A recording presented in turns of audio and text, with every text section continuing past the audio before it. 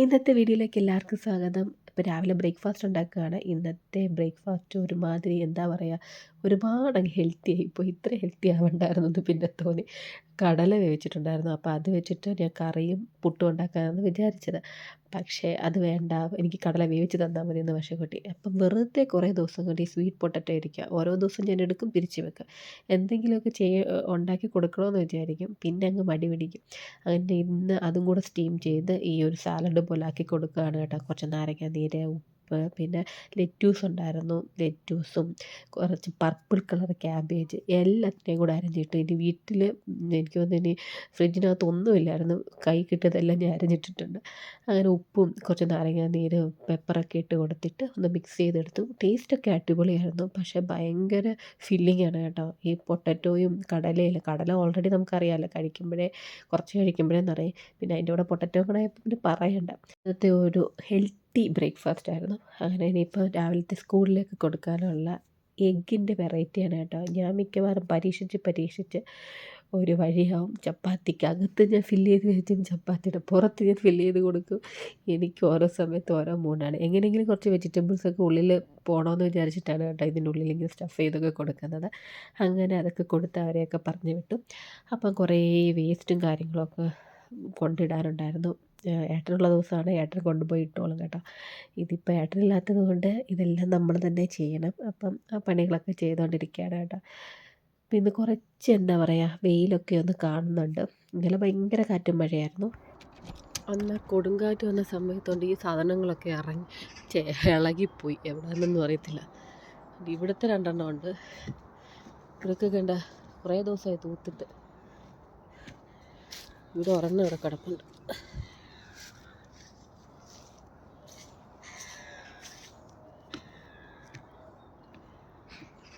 എവിടെയായിരുന്നു ഫിറ്റ് ചെയ്ത് വെച്ചിരുന്നത്.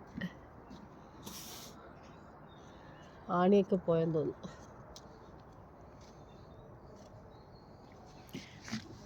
വേറൊരു പാർട്സ്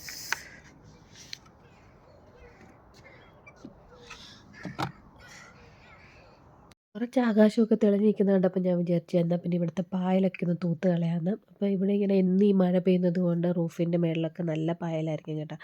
അപ്പോൾ നമുക്ക് എന്നും ഒന്നും ക്ലീൻ ചെയ്യാനും പറ്റില്ല, മഴയാണല്ലോ എപ്പോഴും. അപ്പോൾ ഇന്ന് കുറച്ചൊരു വെയിലൊക്കെ കാണുന്നുണ്ട്, കണ്ടില്ലേ അവിടെ ഇങ്ങനെ. അപ്പോൾ ഞാൻ വിചാരിച്ചു ഇവിടേക്ക് ഒന്ന് വൃത്തിയാക്കാമെന്ന്. ഞാൻ വെളിയിൽ പോയി തൂക്കാൻ വേണ്ടിയാണ് പോയത്. പക്ഷേ നല്ല തണുപ്പ്, കൈയൊക്കെ ഭയങ്കരമായിട്ട് ഫ്രീസായി. ഞാൻ പെട്ടെന്ന് കുറച്ച് തൂത്തിട്ട് അകത്ത് കയറി വന്നു. കാണുമ്പോൾ കുറച്ച് വെയിലൊക്കെ തോന്നിയെങ്കിൽ വെളിയിൽ പോയപ്പോൾ ഭയങ്കര തണുപ്പ്. ഞാൻ ആദ്യം കൊണ്ട് വേസ്റ്റ് ഇടാൻ പോയിട്ട് തിരിച്ച് വന്നിട്ട് ഞാൻ പിന്നെ ഇതിട്ടുകൊണ്ട് പോയത്. അല്ലെങ്കിൽ അവിടെ നിൽക്കാൻ പറ്റില്ല, നമുക്ക് ഇതെല്ലാം സെഗ്രിഗേറ്റ് ചെയ്തിടണമല്ലോ. പിന്നെ തിരിച്ച് വന്നിട്ട് ഈ ഒരു ഉള്ളൻ ഇതിട്ടുകൊണ്ട് പോയി.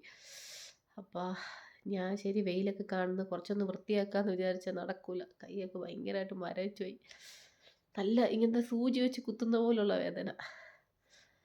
കുറച്ചുകൂടെ വെയിൽ കേട്ടോ, അപ്പം നോക്കാം. പക്ഷെ അവിടെ നിൽക്കാനും പറ്റില്ല. ആ ഒരു വുഡൻ പോലത്തെ സാധനമാണ് തറയിലിട്ടേക്കുന്നത്.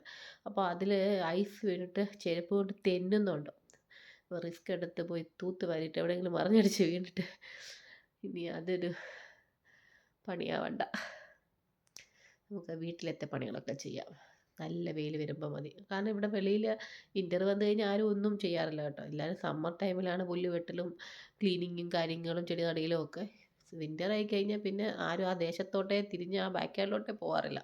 ഞങ്ങൾ തന്നെ എനിക്ക് തോന്നുന്നൊരു 4-5 മാസമായി അങ്ങോട്ട് ഇറങ്ങിയിട്ട്. പിന്നെ വേസ്റ്റ് ഇടാൻ മാത്രമാണ് പോണത്.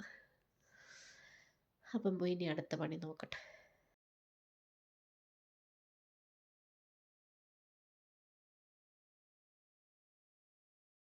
അപ്പോൾ ഇതാണ് ഇവിടുത്തെ അവസ്ഥ. ഇനിയും പെട്ടെന്ന് തന്നെ 1-2 മാസം കഴിയുമ്പോഴത്തേന് ഇപ്പം പതുക്കെ സ്പ്രിംഗ് സീസണൊക്കെ തുടങ്ങും. ഇലയൊക്കെ ഒന്ന് വന്ന് കണ്ടാൽ മതി. ഇപ്പോൾ എങ്ങോട്ട് നോക്കിക്കഴിഞ്ഞാൽ എന്താ പറയുക, ഫുള്ളിങ്ങനെ ഇരിക്കുകയാണ്. അപ്പോൾ കഴിഞ്ഞ ദിവസം ഞാൻ പറഞ്ഞില്ലേ കൊടുങ്കാറ്റ് വന്നെന്ന്, ആ സമയത്ത് അവർ ആ ട്രാമ്പലീനൊക്കെ കണ്ട് അവിടെ ഒതുക്കി വെച്ചേക്കുന്നത്. കാരണം ഇപ്പോൾ ഒന്നും ആരും അവിടെ കളിക്കത്തൊന്നുമില്ലല്ലോ. പിള്ളേരൊക്കെ കളിക്കുന്നതൊക്കെ ആ ഒരു സ്പ്രിംഗ് സീസണൊക്കെ തുടങ്ങിക്കഴിഞ്ഞ ശേഷമാണ്. അപ്പോൾ ഇനി ഞാനിപ്പോൾ ഒന്ന് ഒരുങ്ങി ഞാൻ സ്കൂളിലേക്ക് പോവാണ്. ഈ ഏട്ടൻ പോയതിന് ശേഷം സ്കൂളിൽ നിന്ന് ഇറങ്ങാൻ എനിക്ക് സമയമില്ലെന്ന് വേണം പറയാമായിരുന്നു.